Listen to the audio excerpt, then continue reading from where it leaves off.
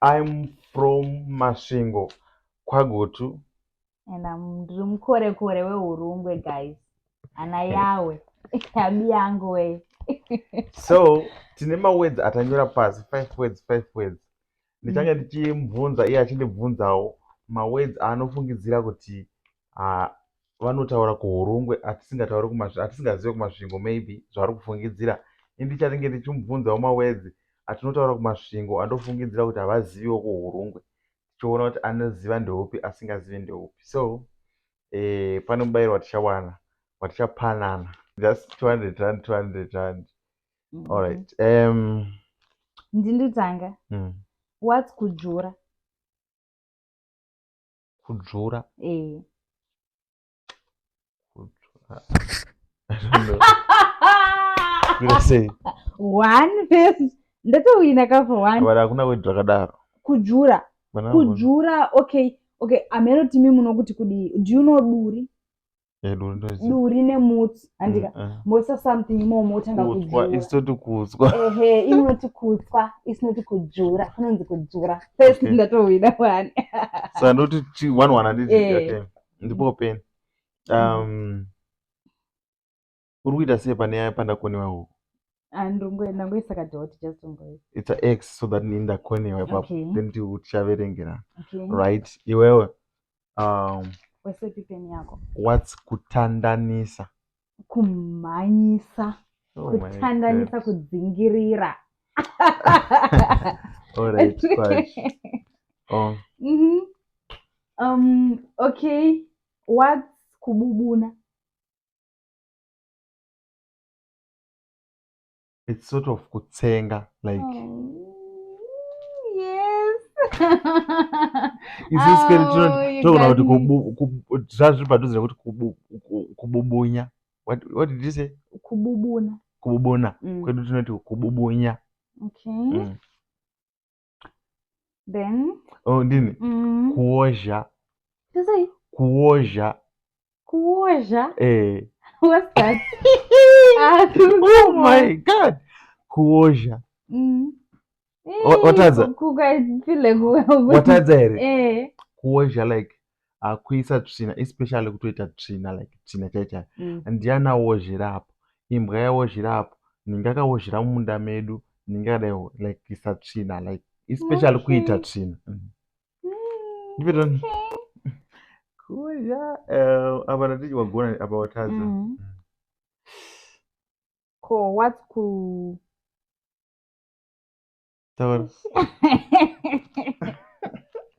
So nirama uyang. Okay, you know what I'm meaning. What am I gonna do? Okay, do you know? Okay, what's mauro? Mauro, right? Mauro, I'm not so sure, but it's when the time. And also maybe it's konoyedza kana kuti kunodoka. I don't know, but it's a sort of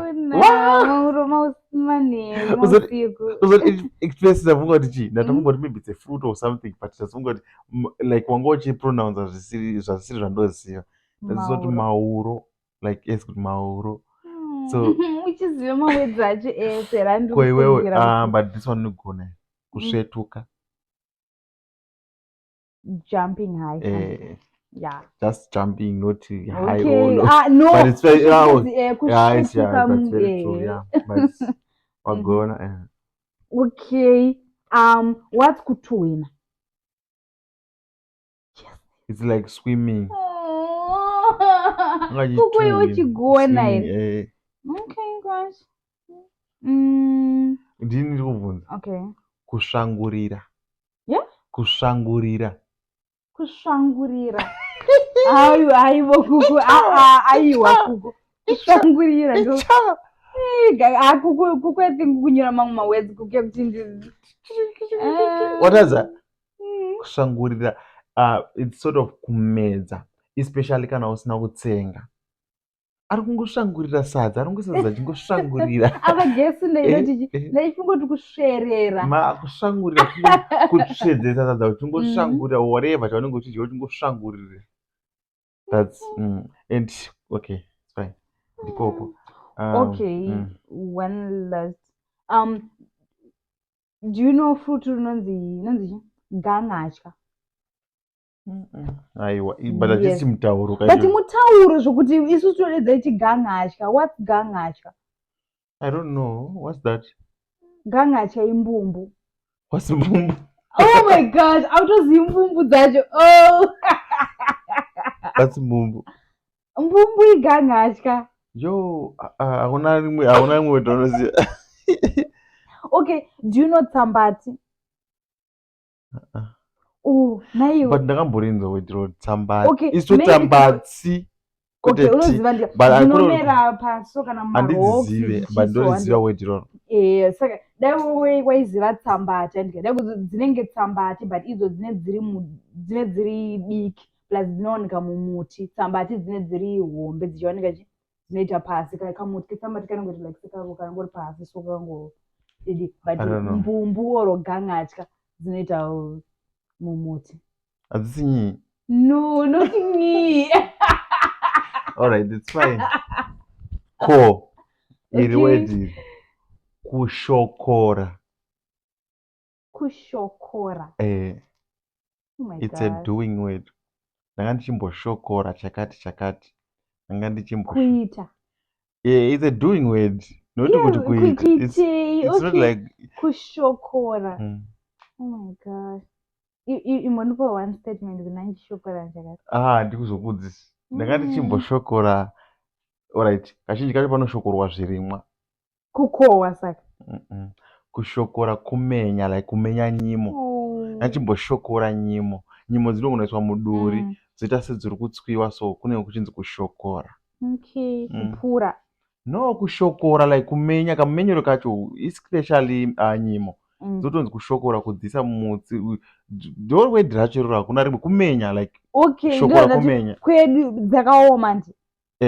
Okay, kwedu kunzi kupura and unongonza musaga utanga maybe kupura kupura nzungu kana mira let me see what like kana uchidzitra muduri uchiita sekudzvura deo akuzi kupura but nongochidzimenya shazi ndo kunonzi kumenya ndo tsatati kumenya. Word ro kumenya ndo rinobata zvese. Okay, kumenya kunobata zvese but ukudzimenya hawo nekudzipura. Kana kuti nekudzishokora. Because chiro chibage checho. Unogona kudzimenya nekudzipura kana nekudzishokora. Saka dai ndatokuisira word kuti kupura unganga risingaiti ungwatadza because kumenya ndo word kwete kupura. You understand? Okay. So watadza iwe wagona 2 kunoko ukatadza 3. Ndagona mangani? Oh my God. Ungosiri kumanga, ungochitene. No, ndanjimaka. Ona, watadza kujura nenangirigini negangatya. Ndozvo watadza. Zvimwe sindagona. So number 1. Mari yangu. My money. Okay, 1 extra. No, my money. Okay, I'll give you your money, but just an extra. What's kuzepera? I don't know. I have to be honest. And watokaura because word ronde ungawarisa ndaitadza but ndapinda. Ndagona mangani mauro kutuhwina kububuna wangu wari pfuuri reiri kuzepera 2 4 6 ungonyura 6 ndakudya sha. I won. Give me my money. My money, sisi. Give me where you go for. Give me money. But kuka zinombonaka. Aiwa. Saka mari yangu yakutenda. Ko mari. Dada zinombonaka. Oh. So just say live. Okay, we'll play another game tomorrow, but cheta tope jama 100 rand. And